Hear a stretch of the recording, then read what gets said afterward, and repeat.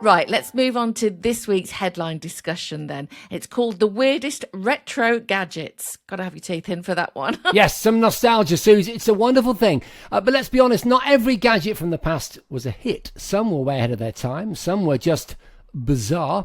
And some make you wonder what the hell the designers were thinking. Yeah, and I feel like I tested ever such a lot of them on the Gadget Show.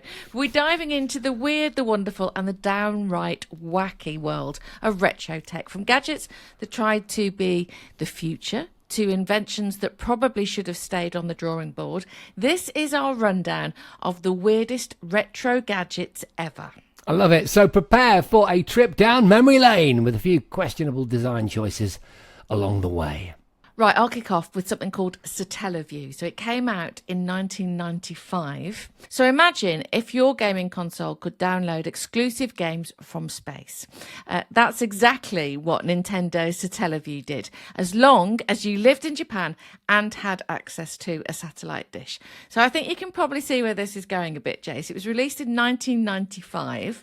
The platform was Super Nintendo. The technology used was 10 gig satellite network to broadcast exclusive games and content, but there were broadcast times, so it was only at specific hours of the day. So if you missed it, the content was no longer there, so it was like an appointment to view, really. I love that. Yeah, I know, I like it now as well, but it didn't work. But so the types of games that were available were things like Zelda BS, Radical Dreamers, F-Zero Grand Prix was in there, and that, you know, there was a whole lot more, and it lasted about 5 years. It got discontinued. Really? Yeah, I'm amazed it lasted that. Look, I think the phrase that we're scratching at here is scarcity.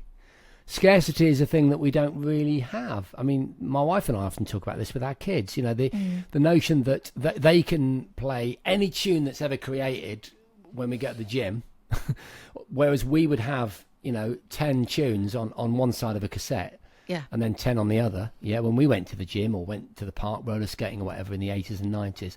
That notion, well, it doesn't exist anymore by necessity, but sometimes it does exist by design, doesn't it? Have you noticed some of the kind of cool startups will add fake scarcity to the release of a product? Do you know what I mean? I think it's quite interesting that you mentioned that, because we've almost gone full circle, haven't we? Because I think I've mentioned on the podcast before that the streamers now, like Netflix and Apple and so on, they, instead of having that whole dump of being able to watch and binge watch everything, they've got this release every week now, and they're in line with the States. Appointment to view television again, so they're kind of going back to what terrestrial TV, is, and why terrestrial TV lost out in the first place. Well, one of the reasons, was because you could binge on streamers, but you can't on terrestrial. But they're going back to that appointment to view because now. It just brings. It brings meaning to the experience. Yeah. If you're having to wait for a satellite, I'm guessing because they didn't have enough satellites, so you had to wait till it was overhead. I'm guessing the reason why there was a waiting period. In the same way, I was just Googling then the console, which I think we've mentioned in the last series actually, the portable console, the Playdate, which is the one with that wind-up thing on the side, Suzi, do you remember? And that console, they release games, but they release them sporadically. So you buy the console and then you wait for one of the games to be released, and then you download it and you wait another few weeks for another one to be released. And I think it's a really interesting idea that sometimes there is value in not having, unlimited potential content. Yeah, creating that appetite really for something new.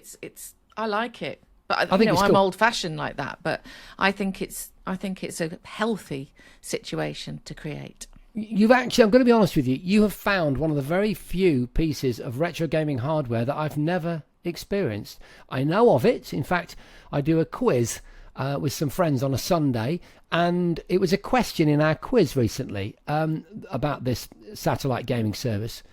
But I've never utilised it, never seen it. I'd be really interested to see what some of the gameplay is like. So in summary, it didn't work because it was a watch it live or lose it scenario, which we like now. We love now. It would be interesting to bring it back now. It could be quite kind of folksy if we brought it back now. Yeah.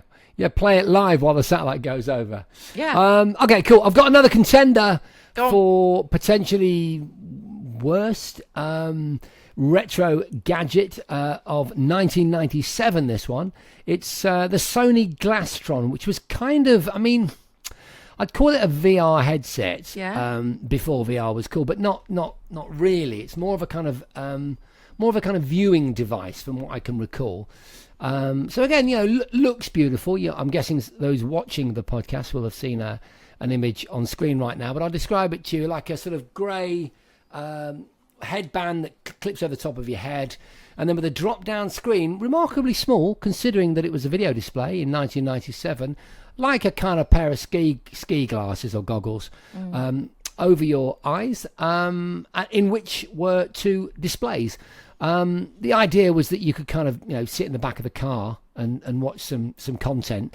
The display that you get is equivalent to a 52-inch screen viewed from about 6.5 feet. The resolution, nothing to get excited about, certainly by today's standards. 832 by 624 pixels, Suzi. And really expensive. Yes, around 1,500 quid. Is that what your research tells you about? Yeah, about but in 1997, imagine pay. Well, even now, really, but imagine that's paying like that. yeah. It's got it with inflation. That's a couple of grand, isn't it? Why was it weird? Well, because as Suzi so rightly points out, it was very, very expensive, but it was also heavy and rather uncomfortable. And I don't think the viewing experience was particularly good. No, and I think it also resulted in people having headaches, didn't it? Because it was a bit clunky and yes, it's always the problem, isn't it? I think it hit that sweet spot on the forehead that ultimately results in a bit of a headache. Importantly, though, what would have excited me had I actually got to play with it back in the day was that you could plug your console into it, because it had a little breakout box that you kind of, I guess you wore it on your hip, and you could whack the video output from your, I guess, first generation Xbox maybe, and then have the gaming experience displayed 832 by 624 pixels, which back then I think would have been a pretty appealing idea. So in conclusion, I would say that the Glastron head-mounted display was really ahead of its time, because it was so small and the product design was quite futuristic. It was just expensive and headache-inducing. Okay, so this is probably the most tenuous link I'll ever do, Suze, but if you're now in the mood to go searching on the interweb for retro gadgets, there's one thing you need, and that's security. And that's why Suzi and I trust NordVPN, the world's leading virtual private network service, whether you're shopping online or streaming. NordVPN keeps your data safe. Now, it's no surprise to you that I do quite a lot of online shopping, Jace, Really? for those last-minute tech gifts, things like that. But cyber criminals, of course, they love to target shoppers, and I don't fancy my card details being stolen. But with NordVPN, I can browse and buy securely, knowing that my data is encrypted. Yeah, I can totally see you panic buying the latest air fryer at midnight tonight, hoping for next day delivery. Guilty as charged, Jace. But beyond shopping, NordVPN also stops those annoying targeted ads. When you search for a new pair of headphones and suddenly every website is shoving ads in your face. How did you know I was searching for some new headphones? Oh, well, Big Sister is watching you. NordVPN's Threat Protection Pro blocks trackers. So I can shop in peace without feeling like I'm being watched, unlike you, Jace, because I'm always watching you. So whether you're a digital nomad like me or an AI obsessive like Jace, NordVPN has your back. It's fast, secure, and so easy to use. Absolutely. Right now, NordVPN are offering an exclusive deal for our listeners. Head to nordvpn.com/ and this is the important bit, Gadget Show, and you'll get 4 extra months free on a 2-year plan. Plus, there's no risk with Nord's 30-day money-back guarantee. Yeah, so don't miss out. Stay secure online and unlock the internet's full potential with NordVPN. Check out the clickable link in the episode description. Right, I've got another weird retro gadget for you, Jace. Yeah. Do you remember when Dallas Campbell was on the Gadget Show? Yeah. Me and him did a challenge to create the biggest party using party gadgets. And I can't remember if it was me or Dallas, but one of us used this, the Sony Rolly. It was back in 2007. It was like a dancing MP3 player. I know that sounds really weird. But can you imagine if your MP3 player could spin, dance and flash lights to your music? Yeah, but it was weird because if I remember, it looked a bit like a rugby ball, like a coloured rugby ball, and it had like rubber bits on it so it could actually grip the floor, and it would just spin around erratically. It didn't have like a face on it, did it, or ears, or cute little eyes? No. It was very odd. It was like a hybrid between a sort of Nintendo cutesy character and just a Bluetooth speaker. Really odd. Yeah, I mean, they thought it was obviously a good idea. They released it in 2007. It had 2 gig flash memory storage. It would have been about 500 songs at the time. 5 hours of battery playback, so that's okay. The price at launch, though, it was quite expensive, actually. It was £300 at the time. Right. And it just... I feel like I probably bigged it up at the time, but it danced. And that was it. That was its sort of USP. There wasn't a screen or proper controls, just that kind of vibe, really. That's why I've thrown it in as a contender. It's great. I mean, I think to make the list, while the gadgets may ultimately commercially have failed, they need to be quirky. They need to have something about them, like you can only play games for a few hours per day or whatever it is, on the satellite service. Or you're a speaker, but it didn't even dance as such. It just rolled around and jiggled about like a sort of crazy pebble. That's how I dance. That's why you liked it. In that challenge, I learned to break dance, and I remember you remorselessly taking the piss out of me in the studio afterwards. But I remember doing that cool. too. Yes, indeed. I've got another one for you. The Motorola Rocker E1, Susie, from 2005. Kind of, I guess, the first iTunes phone, not strictly iTunes, but the first MP3 phone that could apparently hold 100 songs, which at the time, I remember, would have been quite a feat. But it didn't go down well. In fact, I think it's fair to say it was an absolute disaster. And I don't know why, because there was such a buzz about MP3s back in the day. I think, it was kind of syncing up tunes, wasn't it? It was really laborious, wasn't it? Yeah, you had to have iTunes, and it was painfully slow at the time. I would hazard a guess that Apple killed this, actually. Yeah. Looking back, because it was 2 years before the iPhone came out, and they probably thought, hang on a minute, we need this ourselves and not to dilute it. And I reckon that's why it was, kind of had such a short shelf life, really. Well, it could be. The thing is, the iPod was out at that time. Yeah. And while it was still, a relatively clunky software interface, even for the iPod initially, it was a lot smoother than most other MP3 players, and I'm guessing smoother than this phone. And I think you're probably right. They saw the writing on the wall, and they did what these big corporations do, and they made it go away. Like the MP3 mafia. Was it? It was kind of, sold as an iPod phone. So I'm not quite sure how it got out the door, really, knowing what Apple are like. But anyway, there you go. But for those watching the podcast, you'll see it on screen right now. But for those listening, you can give it a googly schmoogle afterwards. But it's no iPod. It's no Johnny Ives design. This is it. It's an ugly, functional looking thing. So I think that was also part of it. There's no romance about its product design. But talking of romance. The next one that I know you're going to talk about, it was a life moment for you. Yeah, it was. It was? Yes. What Suzi's referring to is the game Ride, a skateboarding game featuring none other than Tony Hawk, officially sanctioned by Tony Hawk, which came with an actual sort of virtually full-size plastic skateboard, although it had no wheels or trucks on it, that was meant to be the controller. So you put it on on a rug or on the carpet, and you interacted with the game in a way that was supposed to emulate real-world skateboarding, and it did none of the sort. It did none of that, and I know this because we reviewed it on the Gadget Show, didn't we, Suze? In the studio. Yeah. And I gave it a good old test at home as well, and tweeted about it.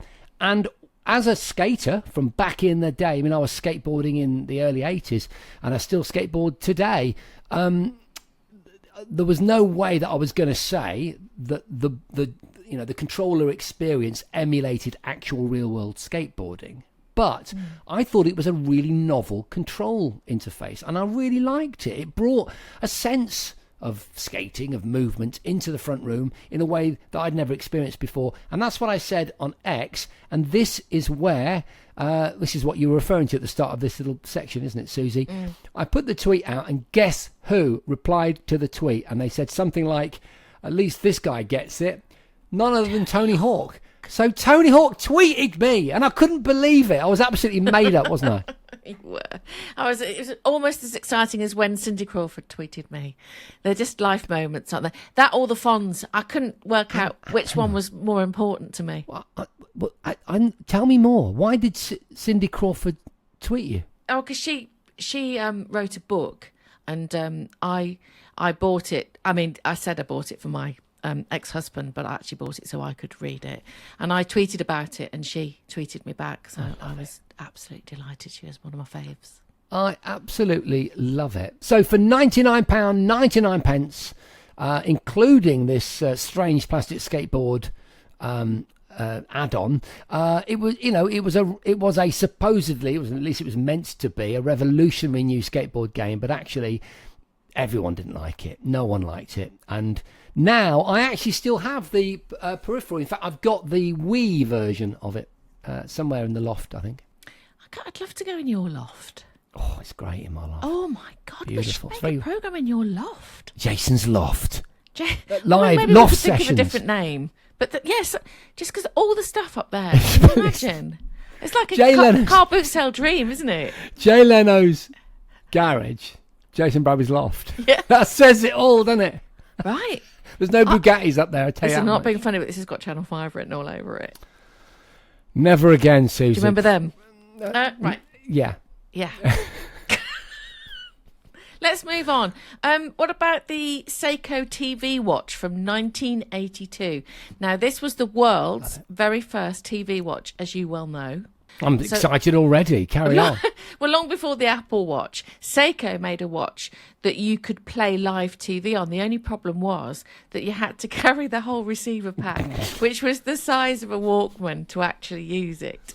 So it came out, as I said, in 1982. It was in the early 80s. The screen was 1.2 inch. It was black and white LCD. Amazing. And like I said, you had to have this, separate receiver pack, which was also connected by a cable, obviously, back then. The battery life was only a couple of hours, didn't last very long. And the price at launch was £380, which was a lot of money in 1982. You'd be better off, with that the Sinclair TV, wouldn't you? Sir Clive Sinclair made a portable. Are you on the Sir Clive Sinclair thing again? Of course I am. But which is a much better idea. I mean, even now, it's watching TV on a wristwatch isn't like a normal thing, is it? It's still quite a technical achievement, actually. So.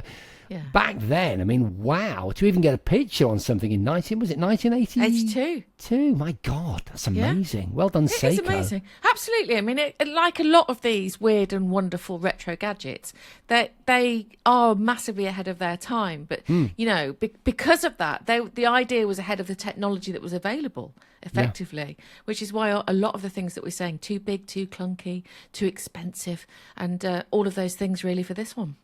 I'm going to talk about the Casio Loopy, Jace, which was a games console which was specifically aimed at girls. It had a built-in sticker printer. Love it. Love it already. It was aimed at teenage girls, really, in Japan. But nobody really bought it. It was released in 1995, only in Japan, actually. They only released 10 games as well. So it had like I said, it had this built-in thermal printer for making stickers, which that's just after I left Japan, actually. And in those days in Japan, there were stickers everywhere, and there still is in Japan. It is very much in the culture. Particularly with teenage girls, they love that whole sticker vibe thing. So I'm a bit surprised it didn't work, actually. Back in the 90s, I would have thought that they would have gone for that, but they didn't anyway. It was kind of cool, but very, very niche, I suppose, and that's for that reason the Casio Loopy. Well, you've looped out. You've opened my eyes to a gadget I'd never even heard of. I'm fascinated by that. Maybe it was a gadget too far, Maybe it was just that combination of things that didn't quite work. That's what we should call this section of the podcast. A gadget too far. I like it. Well, in the gadget too far category, I'm going to put the. You changed it mid pod, but I'm all over it. Okay. Yeah, thank you. The Nabaz tag. Now, I don't know if I'm saying that right. I'm almost certainly butchering it, but it came from 2005. And how would I describe it? The internet rabbit. All right. So imagine if Alexa... Say again? Careful. Okay, so imagine if Alexa was a cute plastic rabbit and, completely useless. It was kind of a voice assistant, so it could read weather, RSS feeds, which if you remember back in the day were all the rage, and it could read your emails aloud. And at launch, it was about 80 quid, all right? Yeah. Why was it strange, Susie? Because the idea of a smart assistant was cool, but as you know, with recent developments in AI, it's only in the last couple of years that virtual assistants have become actually meaningful and intelligent in a way that's relatable. So back then it was way too limited in its ability to construct any useful output to be popular. So to be clear, it was a talking rabbit. Yeah. I don't know why I didn't catch on. What about Dreamcast fishing controller? Back in 1999. Why is that in this category? Carry on. Come on. Oh, should we have a fight about this one? Go on then. Well, imagine playing a fishing game with an actual rod controller, complete with a reel. And Sega thought that this was going to be the next big thing. And it actually did work. So it was released in 1999. Do you remember it? I do. I used to play Sega Bass on my Dreamcast. Oh, okay, yes. I was just looking at a picture of it on the internet. So the compatible games for it, as Jason mentioned there, Sega Bass fishing, marine fishing, and even Soul Calibur. Yes, I know. The controls had this sort of reel function, motion-based casting, and vibration feedback as well. So it's like sort of 3D, effectively. Was that 4D? That's 4D, isn't it? Why was it weird? Well, a fishing rod. I guess fishing is weird for some people. Yeah, but a fishing rod as a kind of fighting game control is not ideal, is it? But you could use it in Soul Calibur to wield your sword and stuff. But your fishing rod. Yeah, and you could literally move it around like a Wii controller on a Sega Dreamcast. But that's not what it was designed for. Playing Sega Bass on that controller is some of the best gaming experiences I can remember. I mean, Really? I thought, yes, because it was so stupid. Remember, we're talking about the gaming company that brought us those sorts of odd arcade experiences. I don't know necessarily that these are Sega, but things like, that one in the Tokyo arcades where you upturn the table, that's a game interface. Right. And other kinds of weird ways of interacting with, digital assets on screen. It's got a long tradition in gaming, and I think that the fishing controller was one of those weird, quirky, fun experiences where if you had friends round, that's the one they'd want to play. Think about it. Do you want to play on the controllers yet another fighting game, or do you want to cast the rod and get some fish and then use the same thing on the fighting game? It's brilliant. It's so novel, so creative, and from memory, not that I'm a fisherman, but it actually worked. Yeah. It's interesting, isn't it, that it worked? Yeah. Because you think, the fishing, my brother fishes, and the fishing sort of fraternity, they always say it's the biggest sport in the UK. I'm like, it's not a sport, is it fishing? And then they go, it's the most dangerous, more people die fishing every year. I'm like, they can't do. No, I'm sure they sit there while they're fishing. The most dangerous. Well, motorbike racing probably isn't great either. But I think basically we all say our sport, don't we? I'm going to say skateboarding is the most dangerous sport. Why would you want to advertise it? But I think they sit there fishing for so long, they just come up with things. Just fall in. Just like... It's so boring. They fall asleep and fall in. If you like fishing, it's boring. It was a joke. I mean, have a go at us, because neither of us fish. We don't get it. We don't understand it. But I've always been just mildly interested in, why. But also, I don't like the idea of hooking a fish. But that's another podcast. If you're going to eat it, you've got to be prepared to hook it. I live in Cornwall, as you know, and only you could find that smutty. And I often go... I didn't find it smutty. I just thought... I was just thinking, there's a nice catch line for Findus right there. If you can't... No, what was it? If you're going to eat it, you've got to hook it. Look, I live near a harbour. It's literally a few hundred metres down over there. Right, I'm pointing, by the way, if those of you listening. And I often see the fishermen, the fisher people, and I'd love to join them. In fact, I'd like to go out on a boat and learn to fish. But look, so far the nearest I'll ever get to it is that brilliant controller in Sega Bass. Oh, you love that controller. I feel a victory coming on for that controller. We've got one Good. more though. Go on then. Moving on from if you're going to eat it, you've got to hook it. The Game Boy camera and printer, Wow, it's 1998, was shouldn't one of be the in it. weirdest. Travesty of justice. Yeah, but it's brilliant. Yes. It's one of the most weirdest and brilliant gadgets of the late 90s, isn't it? And you know, this is the reason why, really. It's like so it's a chunky rotating black and white digital camera that plugged into the Game Boy. Yeah. It was weird because the camera had like a creepy built-in filter. So, you know, distorted faces, nightmare kind of inducing animations. It made it feel like it was sort of accidentally horrifying, didn't it? Well, and also lots of games and things like that. And Yeah, lots of cool features. visual effects, yeah. So you could take sort of low-res selfies and you could create pixel art. Technically, it was the world's smallest digital camera, actually, at the time. It was the world's first selfie camera, wasn't it? Because you could move the camera around. And actually, sorry, I know you're in your flow, but now they're highly prized, these things, Suze. If you went on to eBay, I would imagine they fetch a pretty penny. Yeah. You know, people still use it for retro photography. Do you want to do the Game Boy printer? Well, yeah, because the printer was obviously the peripheral that came with the camera. It didn't come with it, but you could buy it and utilise it with it. And the quality's great. I mean, you mentioned low res. This is low res. I don't know enough about it. I think it was probably one of these thermal ones again that you mentioned earlier. Was it? I don't know. Yeah.